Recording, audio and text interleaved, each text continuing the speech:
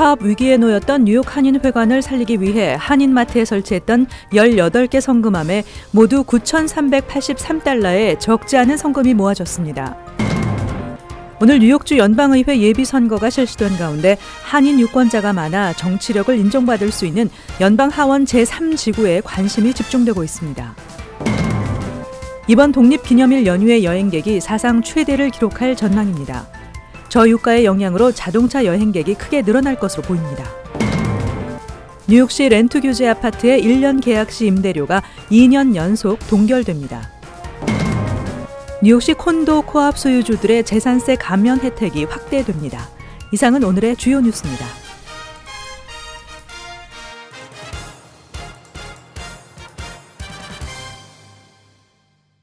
시청자 여러분 안녕하십니까? KBN 뉴스입니다.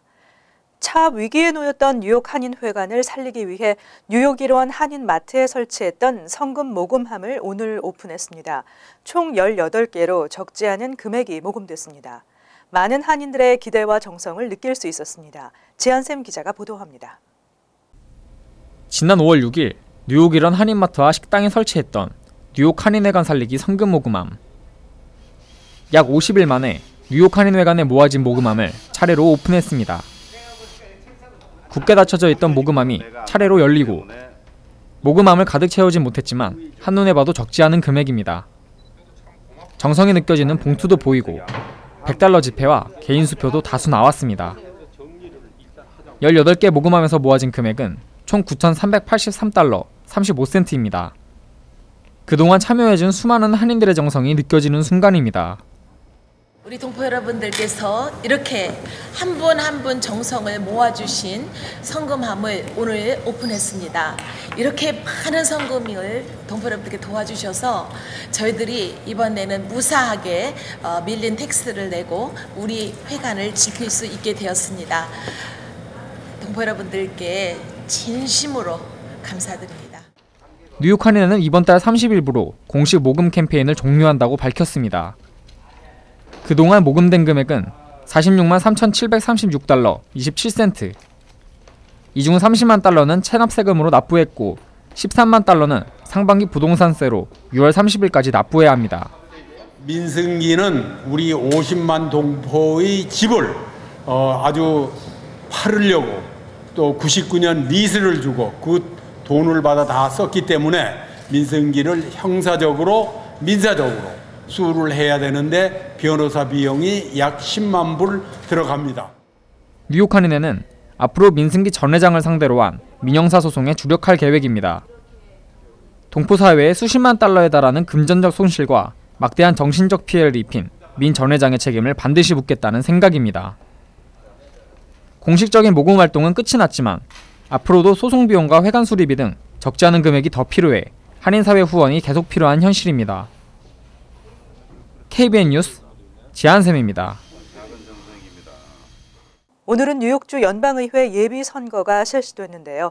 특히 한인사회는 한인 유권자가 많아 정치력을 인정받을 수 있는 연방 하원 제3지구에 관심이 집중되고 있습니다. 뉴욕주 연방의회 예비선거가 실시된 오늘 한인들은 한인 유권자가 밀집한 연방 하원 3지구 민주당 예비선거 결과에 주목하고 있습니다. 높은 투표율은 한인 정치력을 인정받을 기회가 되기 때문입니다. 이 지역은 퀸즈 와이스턴 리틀렉을 비롯해 롱아일랜드 그레인넥, 포트 워싱턴 등을 포함하는 곳으로 지금까지 연방 하원 의원 중 랭킹 4위로 꼽히는 스티브 이스라엘이 2013년 1월부터 의원을 맡고 있습니다. 하지만 올해를 마지막으로 이스라엘 의원이 은퇴를 선언하면서 민주당에서만 5명의 후보가 몰렸습니다. 이 가운데 한인사회는 탐 소지 전 나소 카운티장을 지지하고 있습니다. 롱아일랜드 지역 한인들을 중심으로 후원회가 형성됐는가 하면 최근에는 차세대 한인단체 거버너스 클럽이 기금 모금 행사를 개최하기도 하는 등 적극적인 지지를 보내고 있습니다. 론 킴 뉴욕주 하원 의원도 지난 24일 존 리우 전 뉴욕시 감사원장과 함께 수오지 후보를 공식 지지한다고 밝힌 바 있습니다. 이 밖에 9명의 민주당 후보가 출사표를 던진 13지구에도 관심이 높은 것으로 알려졌습니다. 이곳은 특히 찰스 랭글 연방 하원 의원이 올해 임기를 끝으로 은퇴를 선언한 곳입니다. 이번 독립기념일 연휴의 여행객이 사상 최대를 기록할 전망입니다. 저유가의 영향으로 자동차 여행객이 크게 늘어날 것으로 보입니다. 전미 자동차협회에 따르면 오는 7월 1일부터 4일까지 이어지는 독립기념일 연휴 기간 50마일 이상 장거리 여행을 떠나는 여행객은 모두 4,300여만 명으로 예상됐습니다. 지난해에 이어 올해에도 최다를 기록했으며 지난해보다 0.8%포인트 증가한 수치입니다. 특히 올해 여행객들은 비행기보다 자동차를 선호한 것으로 나타났습니다. 여행객의 84%가 자동차를 이용할 것이라고 응답했습니다. 자동차로 이동하는 여행객은 3,600만 명에 달할 것으로 예상되고 있습니다. 자동차협회는 저유가 영향으로 많은 여행객들이 차량을 이용할 것으로 예상되고 있다고 밝혔습니다. 한편 이 기간 음주와 안전벨트 착용과 같은 기본적인 교통법규 위반으로 교통사고 사망자가 크게 늘어납니다. 주 경찰은 안전사고 등 여행객들의 각별한 주의를 당부했습니다. 뉴욕시 렌트 규제 아파트의 1년 계약 시 임대료가 2년 연속 동결됩니다. 어제 실시한 표결에서 1년 계약 0%, 2년 계약 2% 인상안이 승인됐습니다. 27일 뉴욕시 렌트 가이드라인 위원회가 맨하탄의 쿠퍼 유니온 빌딩에서 실시한 2016년에서 2017년 임대료 인상안들에 대한 표결에서 1년 계약 시 0%, 즉 임대료 동결이 승인됐습니다. 2년 계약은 2% 인상안이 최종 결정됐습니다. 이로써 뉴욕시 렌트 규제 아파트 100만 가구는 전년도에 이어서 2년 연속 1년 계약 연장 시 임대료가 인상되지 않게 됐습니다.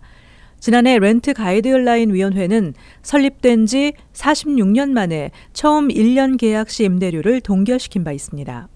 이에 따라 올 10월 1일부터 2017년 9월 30일 사이 렌트 계약을 체결하는 렌트 규제 아파트들은 새롭게 결정된 인상안에 적용받게 됩니다. 한편 이날 표결이 실시된 쿠퍼 유니온 빌딩 투표장에는 렌트 규제 아파트 입주자를 비롯한 비영리단체 관계자들 수백 명이 자리를 가득 메우고 렌트 인하를 강력히 촉구했습니다. 표결에 앞서 뉴욕시 의원들과 시의장 역시 원유 가격 폭락으로 평균 관리비가 전년 대비 오히려 1.2% 낮아졌고 서민들의 소득 수준은 제자리 걸음이라는 점을 들며 렌트 임대료를 동결시키거나 낮출 것을 주장해왔습니다. 재산세 인상을 걱정했던 뉴욕시 콘도 코앞 소유주들이 한시름 놓게 됐습니다. 집 수리 등의 부담을 덜어주기 위한 재산세 감면 혜택이 확대됩니다. 토니 아벨라 주 상원의원이 상정한 콘도나 코앞의 재산세 감면 확대 법안이 회기 마지막 날인 지난 17일 뉴욕주 상하원에서 가결됐습니다. 이번 법안은 J51 프로그램이 적용되는 부동산의 과세평가 한도를 기존 3만 달러에서 3만 2천 달러까지 올리는 내용이 골자입니다. 뉴욕주는 1992년부터 J51 프로그램을 통해 뉴욕시 중산층 콘도와 코앞 소유주들의 건물 관리 비용 부담을 덜어주기 위해 큰 비용이 드는 레노베이션이나 보수 공사를 한 주택 중 과세 평가가 4만 달러 미만인 곳에 세금 감면을 제공해왔습니다. 하지만 2013년 주의회는 J51 프로그램 적용 대상의 과세 평가액을 3만 달러로 오히려 줄인 바 있습니다. 이외에도 뉴욕주는 65세 이상 주택과 컨도미니엄, 코앞 소유주에게 재산세를 소득에 따라 최대 50%까지 감면해주는 노인주택 소유주 재산세 감면 프로그램도 실시하고 있습니다. 이 경우 최대 3채까지의 주택에 혜택을 받을 수 있습니다. 앞으로 현금 톨부스가 사라지고 전면 전자식으로 업그레이드된 톨부스가 새롭게 선보일 예정입니다. 이를 위한 예산은 1억 7천만 달러로 추산됐습니다. 뉴욕 뉴저지 항만청은 톨비 수거 시스템을 전자식으로 전면 업그레이드하는 1억 7천만 달러 규모의 방안을 추진 중입니다. 이에 따라 모든 시스템이 전자식으로 개선되고 현금 톨부스는 사라지게 됩니다. 지역 일간 레코드는 지난 25일 항만청이 이 같은 안건을 30일 이사회 표결에 붙여 최종 결정을 내릴 계획이라고 전했습니다. 만약 계획대로 안건이 가결되면 조지 워싱턴 브리지, 링컨 터널, 홀랜드 터널, 그리고 뉴욕시 스태튼 아일랜드와 뉴저지 저지3, 중부 뉴저지 우드 브리지를 각각 잇는 베이언 브리지, 괴탈스 브리지 등에 설치된 현금 톨부스는 사라질 전망입니다.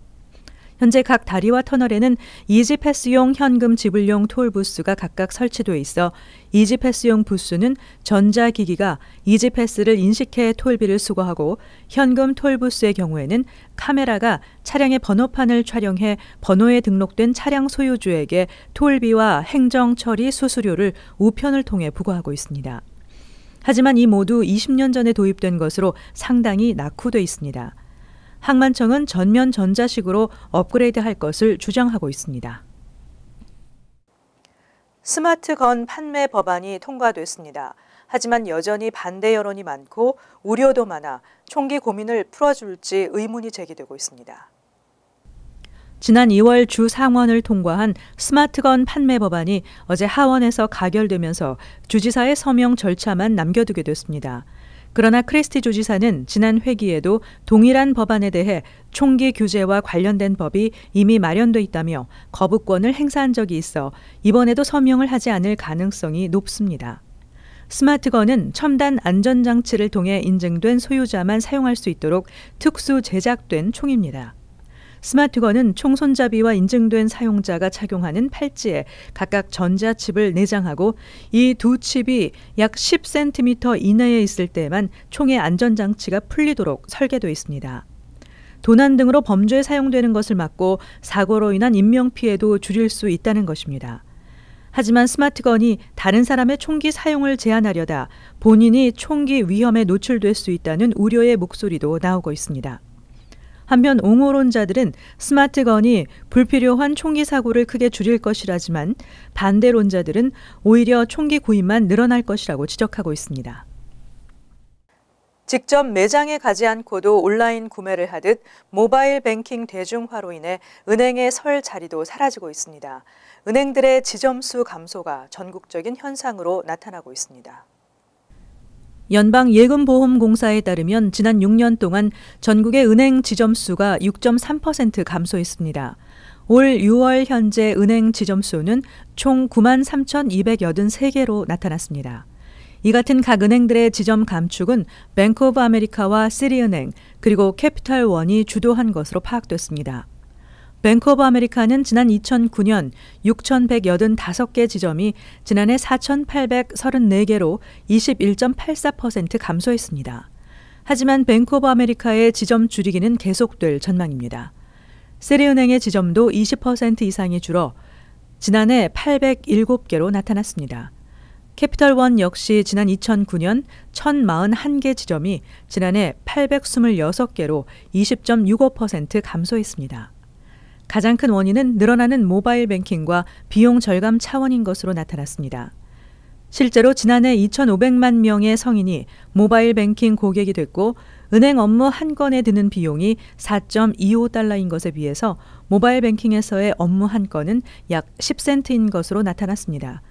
반면 지점을 늘린 웰스파고와 PNC를 비롯해 대부분의 한인은행들은 오히려 지점이 늘어났습니다.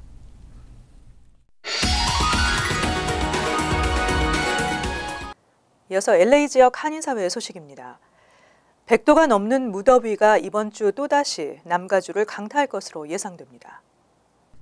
국립기상청에 따르면 고기압 영향권에 있는 남가주 지역이 평년 기온보다 10도 높은 고온 건조한 날씨가 모레까지 이어질 전망입니다.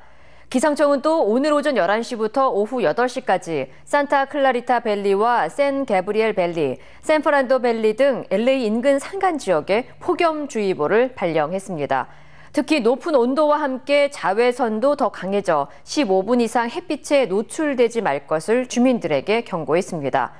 이와 함께 LA 수자원 관리국은 과도한 전력 사용으로 인한 정전 사태를 피하기 위해 실내 온도를 78도로 맞춰 에어컨 사용을 줄이고 낮 시간대 불필요한 전기 사용을 금지할 것을 당부했습니다. 한편 LA 카운티 공공보건국은 포모나 지역과 산타 클라리타 밸리의 대기 오염도가 건강에 해를 끼칠 정도로 높다며 호흡기나 심장질환 환자 또는 어린이들의 야외 활동 자제를 당부했습니다. 제리 브라운 캘리포니아 주지사가 오늘 새 회계년도 예산안에 최종 서명했습니다. 브라운 주지사는 오늘 캘리포니아주 의회가 지난 15일 합의한 총 1,225억 달러 규모의 예산안에 서명했습니다. 특히 오늘 서명한 예산안 중 가장 많은 부분이라 할 수 있는 20억 달러는 경제 위기 등을 대비해 잉여금의 일정 비율을 기금으로 적립해두는 레이니데이 펀드로 사용될 전망입니다. 또 4억 달러는 노숙자들의 쉘터 설립과 저소득층의 생활 개선을 위해 사용되며 일부 대학을 지원하는 데도 쓰여질 전망입니다. 한편 이번 새 예산안 서명과 함께 LA 카운티 정부의 부자세 인상 도입에도 힘이 실리면서 내년 3월 선거에 부자세 인상 안건이 상정될지에 관심이 모아지고 있습니다. 월드 리포트입니다. 인도에서는 도둑 원숭이가 등장해 골칫거리입니다. 대담한 원숭이들은 음식만 훔치는 것이 아니라 돈이나 보석까지도 노리는데요. 급기야 도둑 원숭이를 잡는 전문가까지 등장했습니다. 인도 남부의 한 보석 가게. 원숭이 한 마리가 문 앞을 서성입니다. 주인이 던져주는 먹이보다 보석에 관심이 있는 듯 가게 안으로 들어가는데 주인이 잠시 자리를 비운 사이 기다렸다는 듯 카운터의 서랍을 열어 현금 따발을 입에 뭅니다. 원숭이가 훔쳐간 돈은 약 17만 원 상당. ఎంత కూర్చుంది ఇక్కడ దాదాపు ఇక్కడ వచ్చేసరికి ఒక 2 నిమిషాల పైన కూర్చుంది మనోడు కలిసి చూస్తూ ఉండేసరికి మనోడు రాకుండా తప్పు పక్కకు వచ్చేసాడు. 때를 지어 다니는 원숭이 도둑은 더 골칫거리입니다. They snatch our food and belongings, they bite people, get into our water tanks and bathe in it. They are such a nuisance. 관광객 셔츠 주머니에서 돈을 슬쩍 빼가기도 하고 학교 놀이터에 침입해 아이들의 도시락을 훔쳐먹는 경우도 있습니다. 노점상들은 물건을 꺼내놓지도 못할 정도입니다. 잠시라도 자리를 비우면 원숭이들이 때로 몰려와 과자며 과일을 훔쳐먹습니다. 뉴델리시에서는 급기야 원숭이 떼를 쫓으려고 이른바 몽키 체이서까지 100억 고용했습니다. We get so many complaints on our helpline. We've hired 40 people to chase monkeys away.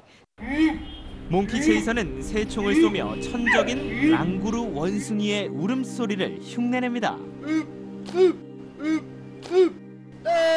They could climb up trees and scare the other monkeys away. Now all we have is a stick and this catapult and our voices. 하지만 난개발로 서식지가 줄어들면서 잠시 쫓겨난 원숭이들이 도시로 다시 돌아오는 악순환이 계속되고 있습니다. 간추린 소식입니다. 지난 5월 말 가족들과 함께 하이킹을 떠났던 15세 조슈아 주가 실종 25일 만에 싸늘한 죽음으로 발견됐습니다.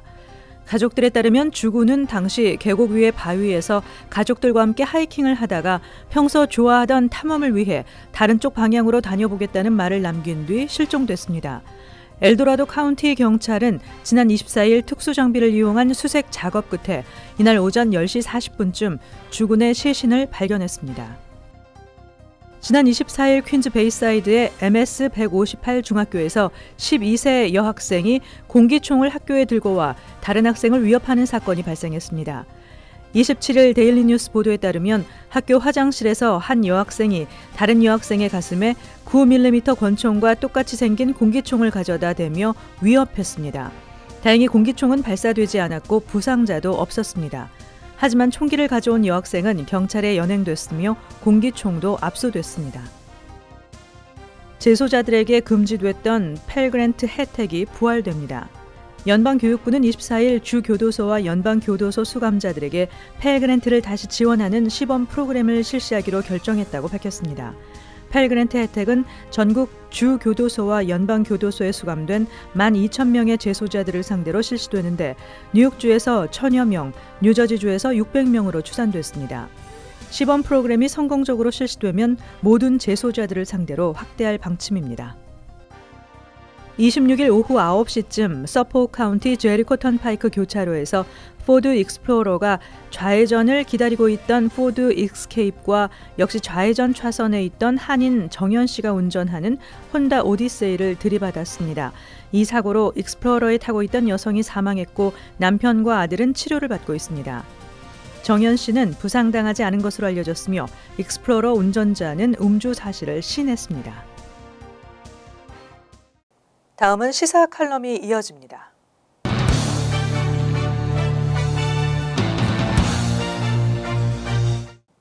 여러분 안녕하십니까? 시사 칼럼입니다. 여러분 대통령 선거 전에 도널드 트럼프 후보가 정상을 되찾고 있습니다. 이제까지 예선전을 통과하기 위한 비정상적인 캠페인을 펼쳤다면요, 지금부터는 아주 정상적인 모습을 보여주지 않고서는 안 되기 때문에요, 그런 정상적인 캠페인 이제 막 시작합니다. 막말을 쏟아내고요, 치고받고 심지어는 싸움박질을 하면서 미디어의 주목을 끌어오고요, 그런 전략으로 공화당원들만 상대했습니다. 그게 당 경선에서는 경쟁력이었습니다. 지금부터의 선거 캠페인은요, 이제 차원이 다릅니다. 상대가 명확하게 졌고 목표가 구체적으로 눈에 보입니다. 이제부터는 자기 당원들만 상대하는 것이 아닙니다. 당내 경선에서는 당 안에 새로운 유권자를 늘려나가서 이길 수 있었지만요, 이제는 구체적으로 이슈 경쟁을 해야 하고요, 정강정책이나 그리고 정책 설명을 하면서 정치인의 면모를 보여야 합니다. 상대가 정해졌고 목표가 뚜렷해졌습니다. 그래서 예선 통과를 성공시킨 1등 공로자지만요, 교체를 할 수밖에 없었습니다. 도널드 트럼프는 그래서 캠페인 책임자를 바꿨습니다. 정치 지도자로서 깜도 안 된다고 말을 듣던 트럼프의 정상적인 캠페인을 보면서 이제부터 우리가 그를 평가하고 판단해야 할 겁니다. 세계에서 가장 잘 준비된 대통령감, 누가 얘기해도 이걸 인정합니다. 힐러리 클린턴. 이제 이 힐러리 클린턴과 구체적으로 일전을 벌려나가는 트럼프의 진짜의 모습이 여러분 정말로 궁금하기 짝이 없습니다.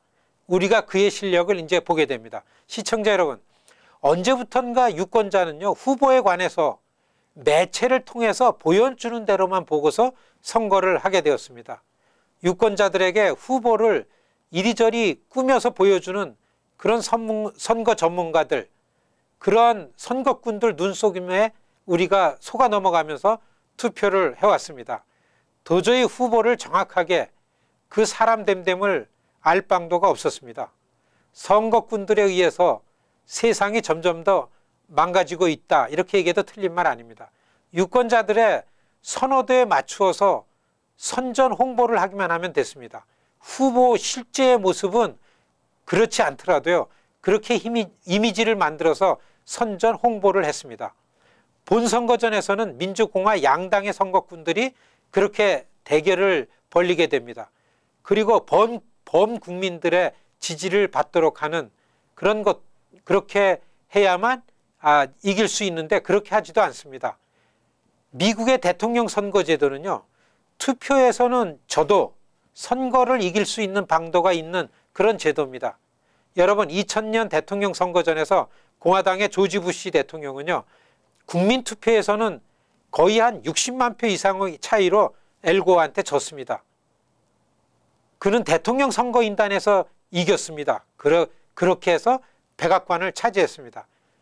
그래서인데요, 본선거전에선 이겨야 할 곳에서만 이기는 선거를 해야 됩니다. 50개 중에서요, 그러한 주가 꼭 10개 주 정도입니다. 그 주를 우리가 스윙 스테이트라 그렇게 여기고요, 경합주라 그렇게 부릅니다. 오하이오, 아이오와, 버지니아, 네바다, 플로리다, 위스콘신, 콜로라도, 노스캐롤라이나, 그리고 펜실베니아, 뉴햄프셔주, 이 정도입니다. 여러분, 캘리포니아나 텍사스, 그리고 우리가 사는 뉴욕 등에서는요, 양 후보가 아무리 잘해도요, 선거운동을 많이 한다 해도 이미 정해진 게임을 바꿀 수가 없습니다. 이 주가 예비 선거전에서나 경쟁이 컸죠. 이제 본선거전에선 선거가 거의 없습니다. 위에 10개 주에서만 대통령 선거전이 집중됩니다. 그래서인데요, 지금부터 선거를 여러분께서 잘 보려면 위에 10개 주만 들여다보면 되는 겁니다. 선거 전문가들이, 다시 말해서 선거꾼들이 가장 회피하는 후보는요, 지지율 변동이 없는 후보입니다. 승리할 가능성도 지지율의 변동이 있어야 뭐가 문제인지 알고 대책을 세워나갔기 때문입니다. 지금 트럼프와 힐러리의 지지율 비교해서 그 차이가요, 한 15% 두 자리, 이런 격차가 벌어졌다고 하지만요, 이것은요, 힐러리의 지지율은 고정돼 있는데 도널드 트럼프의 지지율이 떨어졌기 때문에 힐러리가 높은 그런 결론이 난 겁니다. 트럼프가 지지율을 올리면 그것은 이미 제자리가 되는 겁니다.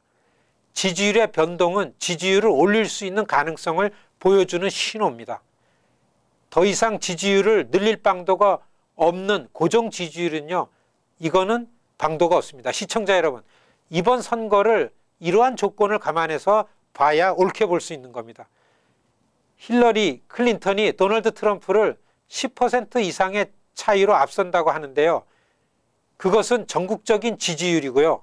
그리고 그 차이는 힐러리 클린턴의 지지율이 올라갔기 때문이 아니고요. 트럼프의 인기가 떨어졌기 때문에 그렇습니다. 위에 10개 주의 지지율을 봐야 하고요.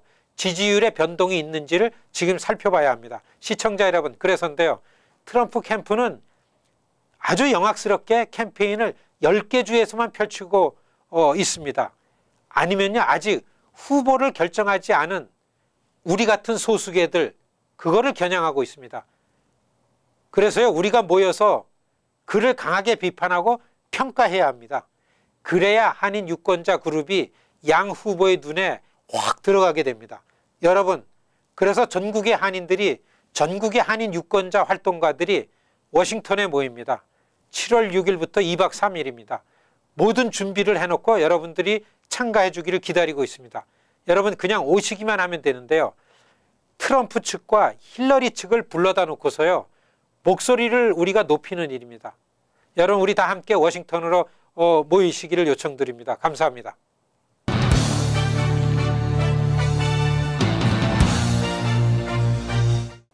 환율과 증권 소식입니다.